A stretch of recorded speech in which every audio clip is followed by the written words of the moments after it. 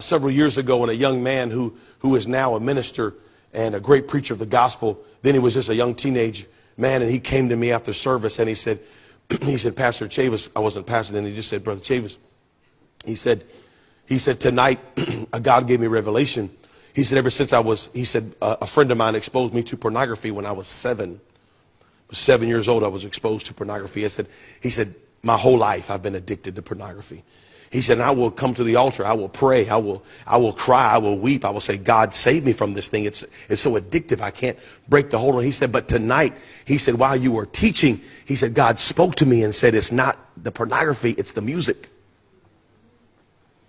He said, he said, I'll be driving down the road and not even thinking about it. He said, but then it'll just enter my spirit. It'll come upon me.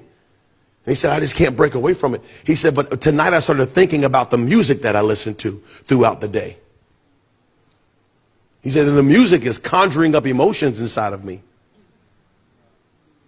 that I'm not licensed to fulfill those emotions. The words and the lyrics of the songs are conjuring up emotions in my spirit that I have no way to fulfill those emotions. The only way to fulfill those emotions is to go back to pornography.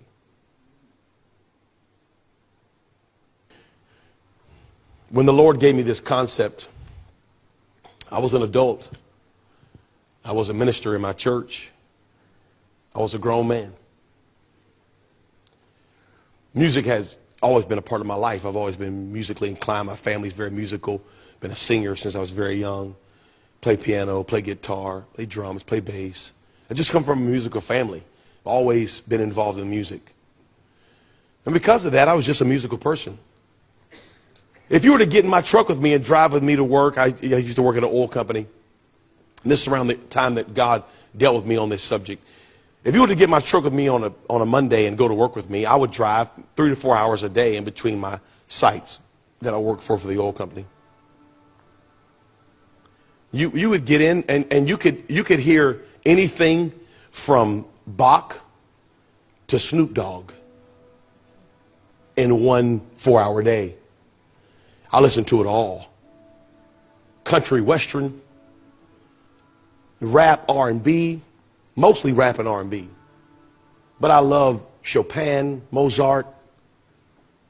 I went to college for music. All throughout my high school years, I was in the music program at my schools, won several awards, and was classically trained with my voice. I went to college. I was scholarshiped to go to college to sing with my voice. My voice is my instrument. I love music so much. I listen to everything. I mean, man, you could hear John P. Key and the next song would be Eminem. I mean, it was no middle of the road for me. It was just everything. All was welcome. My doors were just wide open. And driving down the road one day, I'm just listening to just garbage, you know, just filth. And I'm just enjoying myself, you know, like got my head bobbing. I'm just enjoying myself. You know what I'm doing? I'm worshiping. This is all worship. That's why when you go to a concert, the first thing to do is say, put your hands up. I feel like I'm in church.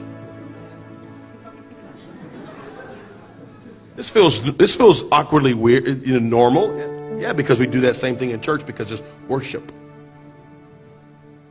That's why at a piano recital, people cry. Why are you crying?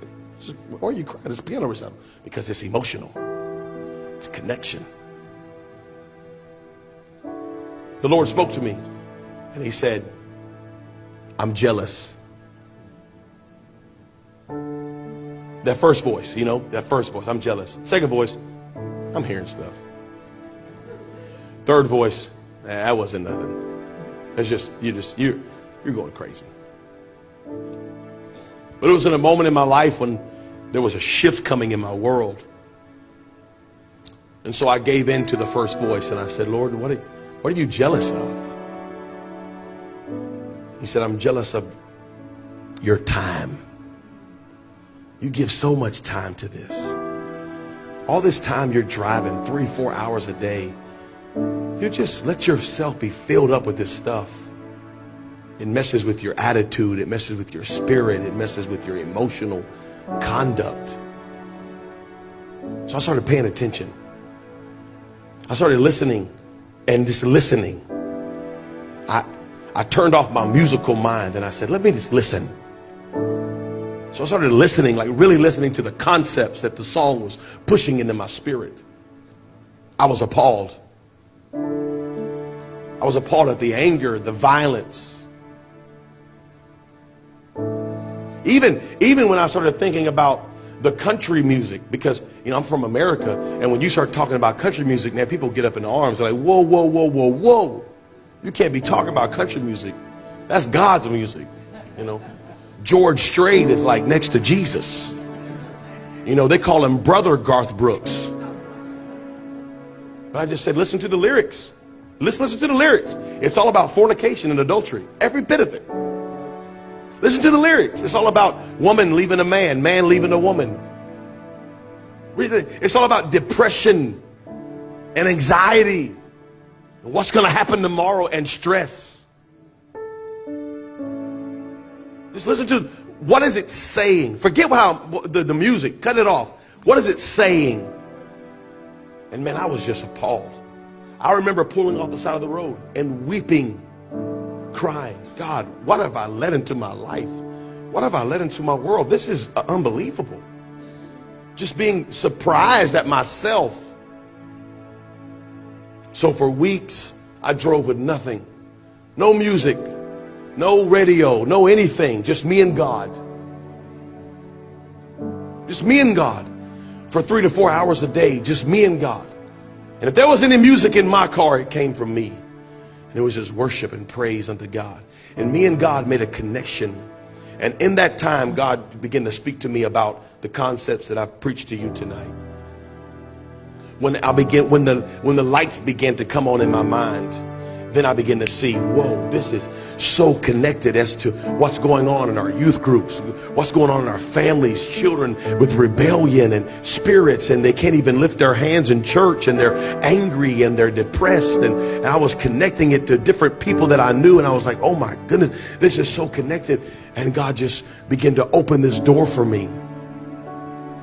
And so now I have a filter in my life. If it doesn't edify me, and if it doesn't edify God, I don't listen to it. If I can't find something in it that is edifying to me, my life, or edifying to God, the Creator, it's not worth my time. It's not worth my time. I can't listen to it if it's too, I've even turned Christian music off in my vehicle. My kids are in there. Like turn it. This ain't even true what this guy's singing about right now. I just recently I was listening. My kids love Toby Mac, and Toby Mac made a song, and it's got Kirk Franklin in the song, and they were singing, and Kirk Franklin makes a comment. Being a Christian isn't about what you do. It's about who you are. And I turned it off. I was like, that's a lie. It's about everything. It's got everything to do with what you do. You will know them by their fruit. That's biblical. I know it sounds good. It rhymes.